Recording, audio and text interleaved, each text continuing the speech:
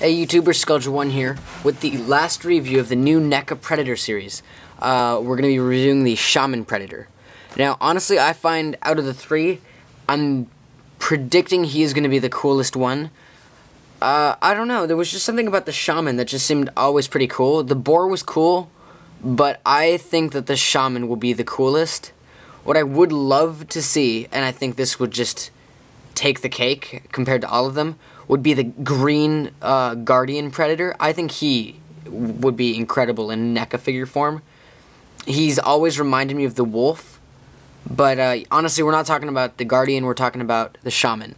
So let's get to that. Over here we see the Shaman Predator and Predator 2.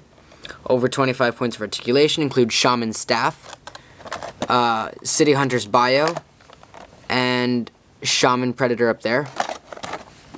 By the way, if you're wondering why it's open, I kind of just accidentally opened it before I turned on the camera, and then I realized, oh my god, I just opened it. So I'm trying to keep it closed. Over here we see a really pretty picture of the Shaman Predator. His aliases are Hippie, and his weapon is the staff. The Lost Hunters, a clan shrouded in mystery, travelers of both space and time. Or time and space, whatever. The predators exist to hunt, and they adhere to a strict code of honor, where defeat is equal to death. Boar, City Hunter, and the Shaman. Let's get the packaging over with, because I'm sick of looking at the same packaging. And we'll get this guy open. Stay tuned. And we're back with the Shaman Predator out of packaging. Let's take a look at the paint applications. Once again, unlike the boar, they stayed very close to each part of the paint. It's all sort of a beige and black. The netting is brown, unlike the other Predators. His netting is brown.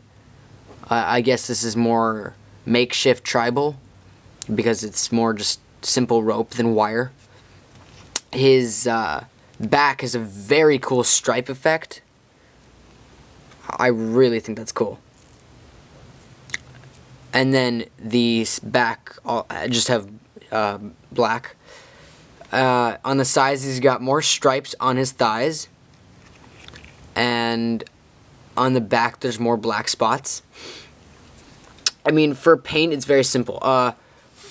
Head paint is really cool. I mean, they did a great job distinguishing the mouth pink from the eyes yellow. Look at that. Those eyes are scary. Look at that.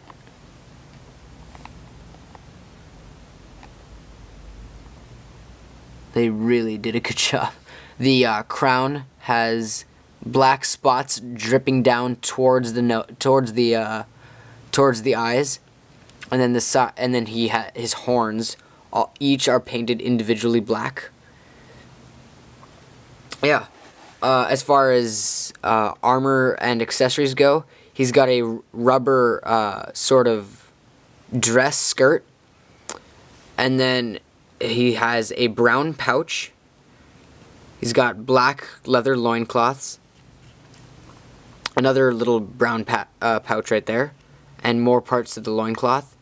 The armor is a nice chrome, all of it, and then so are the shin protectors. I mean the knee protectors. He actually does not have... His gauntlets are not bladed or explosive. He just has leather gauntlets, which is a bit of a piss-off, but I kind of like the way they did it, so I'll let it slide. This shoulder armor is nice too. It overlaps one another. And yeah. I do want to talk about this spear, because it's a pretty cool spear. And actually it comes off in two pieces. It comes off in two pieces, so I guess you could have them each, him hold one half each. This half is the connector rod. There's just a leather sort of effect right there. And this whole thing is plastic. Up here, they took a set of wrist blades and they put it up top. So cool improvising skills. Couldn't find the right word for that. He's got little trophies down here. Let's see what they are. This one's a small spine, most likely from a small animal. A little bone. A tiny ring. I don't think there's any part of the body that has a ring, but there's a tiny little ring. And then this part, I think it's so small, but it's pretty cool. It's like this large saber-toothed tiger's tooth. And then they have this giant bone assembly piece here. They used real nylon rope, which is very cool.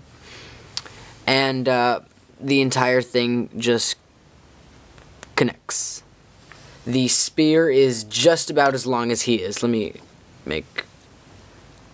Yeah, the spear's a little taller than he is. It's a little harder if you want him to have like his arched shoulder and then have him hold it, because it's not quite gonna hit the floor. But it'll do the job if you do it right. His dreads are very cool. He does not have any dread rings, but he has this gold clip that assembles them all together. By the way, his neck brace is not the typical neck brace. It's this leather, like, separate piece, this overpiece, which is very cool. And then he has separate dreads, each, except in the back. The underneath, they're not separate.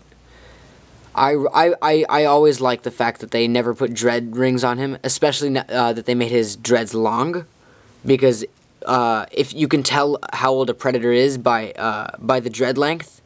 So yeah, so I guess he must be an aged predator, but his nice long dreads, look at those, they're pretty cool. So yeah, I'm gonna have to give this guy also a 9. He really pretty cool. Oh, tonight I didn't even go over articulation. It's basic Series 4 articulation. He's got a ball-jointed waist. He's got a double-jointed knee set. Ball-jointed foot. Hinge-jointed elbow. Ball-jointed shoulder. And ball-jointed hand. Yeah, so thanks for, oh, and is this a ball joint or is it a hinge joint? His head can't really move up and down, but it can move side to side. So I'm thinking this is a hinge joint. So thanks for watching my review of the Neca Shaman Predator. This is Skullja1 saying happy holidays. Get Series 4 Predators. You will not regret it. They are very cool. Thanks for watching this video, and I'll see you next time.